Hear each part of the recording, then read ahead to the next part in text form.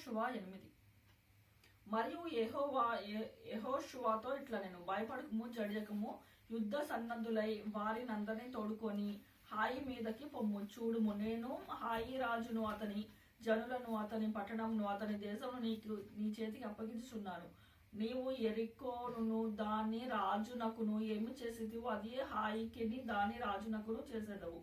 అయితే దాని సొమ్మును పశువులను మీరు కొల్లగా దోచుకొనవలెను. పట్టణపు పడమటి వైపున మాటుగాండ్లను ఉంచుము. యెహోషువ యోధులందరూ హాయి మీదకి పోవని ఉండగా యెహోషువ పరాక్రమం గల 30,000 శూరులను ఏర్పరిచి రాత్రి వేళ వారిని పంపి వారికి ఆజ్ఞాపించినది ఏమనగా, పట్టణంనకు కుడివైపున పడమటి వైపున మీరు దాన్ని పట్టుకొని చూచుచూ పొంచి ఉండవలెను.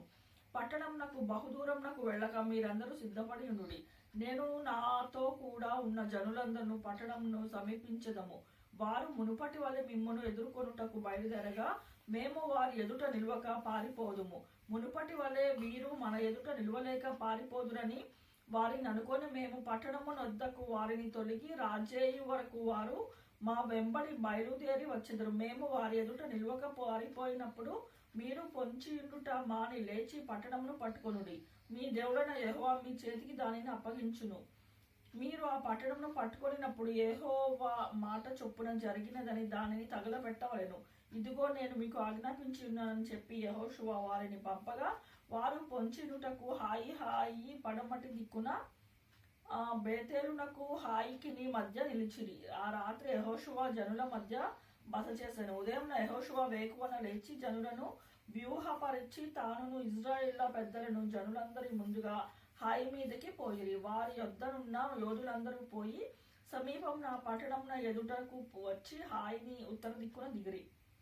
వారికిని హాయికిని మధ్య లోయ ఉండగా అతడు ఇంచుమించు 5,000 మంది మనుషులు నియమించి పట్టణంనకు పడమటి వైపున బేతేలుకును హాయికిని మధ్యన పొంచి ఉండుటకు ఉంచెను. వారు ఆ జనులను అనగా ఆ పట్టణంనకు ఉత్తర దిక్కున సమస్త సైన్యమును పట్టణంనకును పడమటి దిక్కున దాని వెనుకటి భాగమున ఉన్న వారిని ఉంచిన తరువాత యెహోషువ ఆ రాత్రి లోయలోనికి దిగిపోయాను.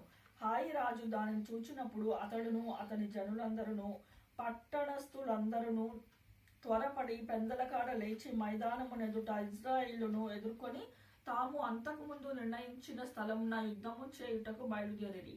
తన్ను పట్టుకొనుటకు పొంచి ఉన్న వారు పట్టణమునకు పడమటి వైపున ఉండిన సంతతి అతడును తెలుసుకొనలేదు. యెహోషువ ఇజ్రాయేల్ అందరినీ వారి ఎదుట నిలవలేక ఓడిపోయిన వారైనట్టు అరణ్య మార్గమున తట్టు పారిపోయినప్పుడు వారిని అతురముగా తరుముటకై హాయిలోనున్న జనులందరూ కూడుకొని యెహోషువకు తరుముచు పట్టణమునకు దూరముగా పోయిరి. ఇజ్రాయేలును తరుముటకు పోని వాడొకడును హాయిలోనే బేతేలులోని మిగిలి ఉండలేదు. వారు గవిని వేయక పట్టణమును విడిచి ఇజ్రాయేలును తరమపోయి ఉండిరి.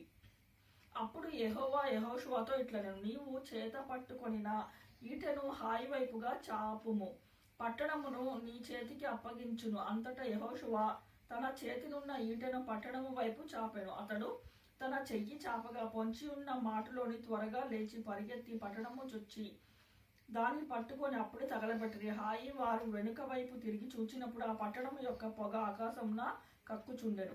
అప్పుడు అరణ్యమునకు పారిపోయిన జనులు తిరిగి తమ్మును తరుముచున్న వారి మీద పడుచుండిరి.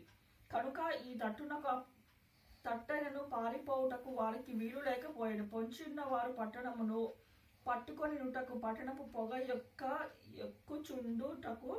చుండుటయు యెహోషువయు ఇజ్రాయేల్ అందరూ చూచినప్పుడు వారు తిరిగి హాయి వారిని హతము చేసి తక్కిన వారు పట్టణంలోనికి బయలుదేరి వారికి ఎదురుగా వచ్చిరి. అట్లు ఈ తట్టు కొందరు ఆ తట్టు కొందరు హాయి ఉండగా హాయి వారు ఇజ్రాయేల్ నడుమ చిక్కుబడిరి. కనుక ఇజ్రాయేలు వారిని హతము చేసిరి. వారిలో ఒకడును మిగులలేదు, ఒకడును తప్పించుకొనలేదు. వారు హాయి రాజును ప్రాణంతో పట్టుకొని యెహోషువ యొద్దకు తీసుకొని వచ్చిరి.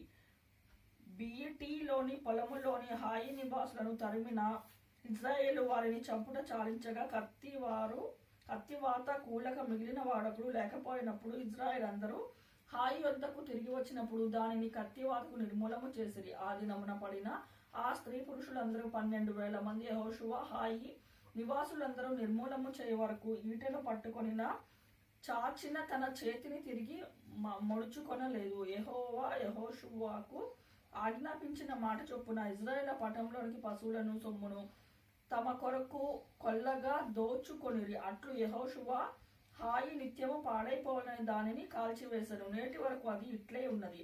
యెహోషువ హాయి రాజును సాయంకాలం వరకు మాను మీద వేలాడదీశాను. పొద్దుగుంకుచున్నప్పుడు సెలవీయగా జనులు వాని శవంనకు మాను మీద నుండి దించి ఆ పురద్వారమునెదుట దానిని పడవేసి దాని మీద పెద్ద రాళ్ల కుప్ప వేసిరి. అది నేటి వరకు ఉన్నది. మోషే ధర్మశాస్త్రంలో రాయబడిన ప్రకారము యెహోషువ సేవకుడైన మోషే ఇశ్రాయేలుకు ఆజ్ఞాపించిన యెహోషువ ఇశ్రాయేలు దేవుడైన యెహోవా నామమున బలిపీఠము ఇనుప పనిముట్లను తగిలింపని కారు రాళ్లతో ఏబాలు కొండ మీద కట్టించెను. దాని మీద వారు యెహోవాకు దహన బలులను సమాధాన బలులను అర్పించిరి. మోషే ఇశ్రాయేలుకు రాసి ఇచ్చిన ధర్మశాస్త్ర గ్రంథమును ఒక ప్రతిని అతడు అక్కడ రాళ్ల మీద వ్రాయించెను. అప్పుడు ఇశ్రాయేలును దీవించుటకు యెహోవా సేవకుడైన మోషే పూర్వము ఆజ్ఞాపించినది జరగవలెనని పరదేశులేమి వారిలో పుట్టిన వారేమి ఇశ్రాయేలు అందరూ వారి పెద్దలను వారి నాయకులను వారి న్యాయాధిపతులను యెహోవా నిబంధన మందసము మోయు యాజకులైన లేవీయుల ముందర ఆ మందసమునకు ఈ వైపున నిలిచిరి.